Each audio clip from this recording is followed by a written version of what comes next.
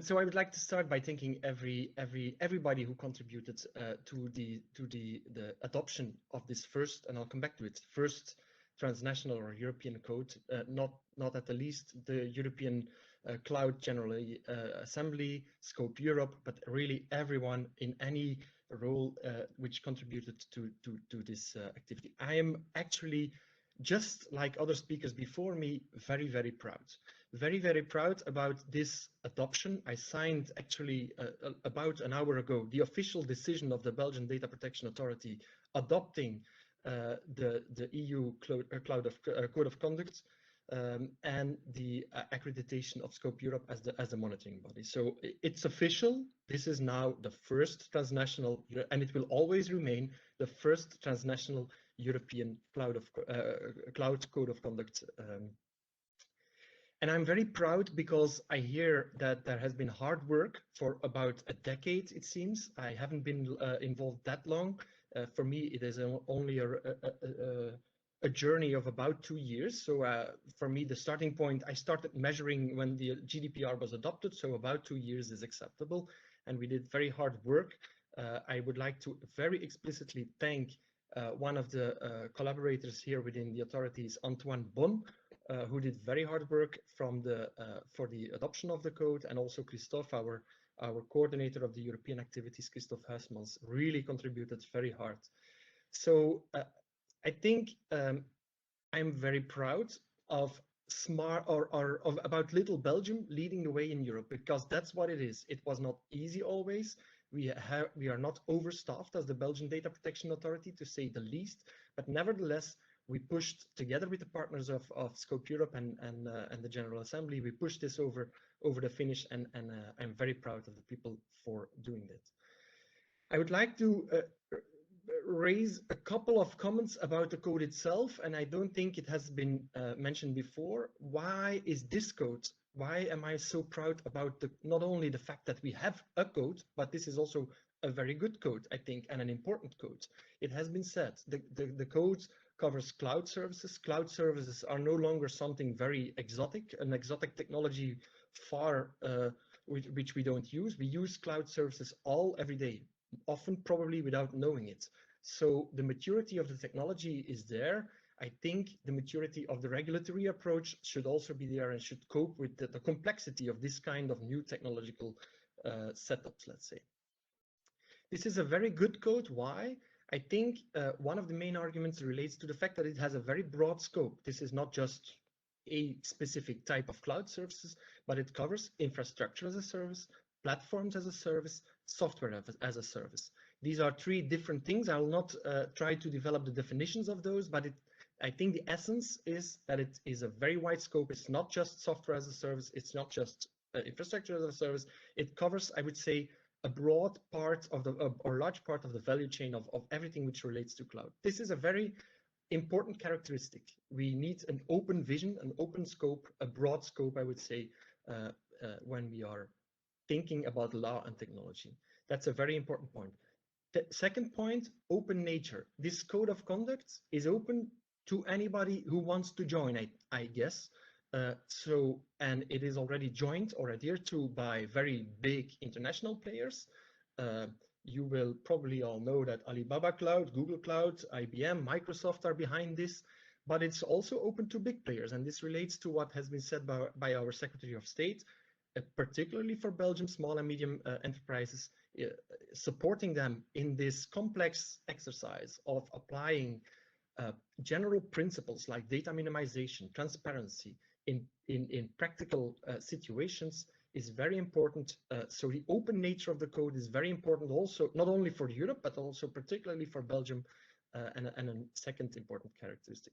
What I find also very important is the transparency, the labeling in 3 levels with I would say, a mark which indicates that also visually for people using services, cloud services, is also a very important characteristic, because it offers very easy ways. We all know how difficult it is to find out what is precisely happening with your data when we talk about online privacy or cookies, Well, in cloud services adhering to the code, it will be clear whether they are level 1, 2, or 3, and you can look up for yourself what it means. So that's 3 very important characteristics of the code for me, I think.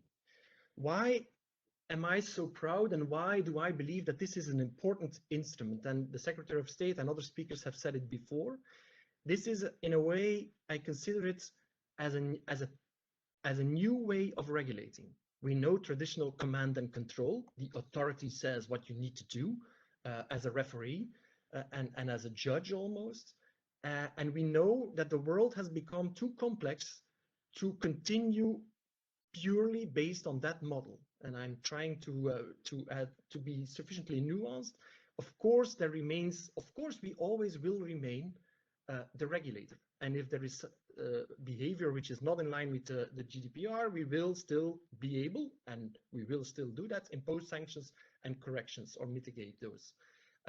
But for me, the code of conduct and the monitoring body is like an additional layer of protection also for the citizens. It offers security, legal security for those who adhere to the code, because they know that if they comply with the provisions of the code, they are also in line with the principles of the GDPR. So for companies and controllers, it's legal certainty, but also for the users, this is an additional layer of protection, which is, I think, very important.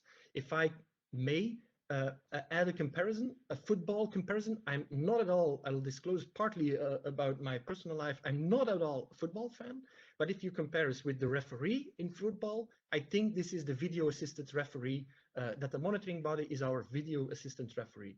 And it's in line with our vision as Belgian Data Protection Authority.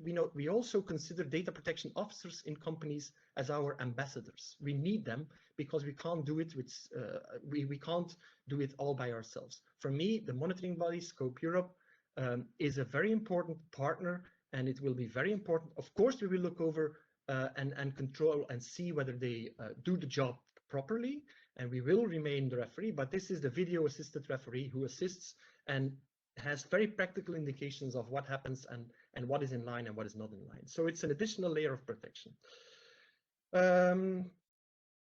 Finally, maybe, I think when I look back, why is this instrument and the timing so important? When I this morning signed the adoption of the first code and the accreditation of Scope Europe, I had the impression that in a way we are where we were with data protection impact assessments in about 2016-17. Everybody was talking about it. It was at that time also a new instrument in the text of the GDPR, but nobody really knew. And I was a data protection officer in a private company at that moment, or in multiple companies at that moment. And we talked about it, but nobody had done it. Nobody really knew what it was. And we were turning in circles. And in a way, we were there too until this morning, talking about codes of conduct as an important instrument. Well, there is now one. And in my opinion, because of the characteristics which I described earlier, this is a very good code of conduct. It's a best practice. It's an example which big and small companies can use to leverage upon. And I personally very much hope that there is much more to come. And my message to the world, I would say, is whoever comes with good privacy intentions will always be welcome at the Belgian Data Protection Authority, because this is a modern way of dealing with things which have been too complex to just think that we, out of an ivory tower, can say or rule what has to be done and what has not to be done, and sanction potential distortions, let's say. So this is a message, I think, of hope and I hope of trust. We are open to replicate this exercise, and we are eager to do so. I'm very proud that we did at the first time. We have now an example. We know what a code of conduct is and what a good code of conduct looks like. Let's do many more. Thank you to Chairman of the Belgian Data Protection Authority, David Stevens, for his opening remarks there.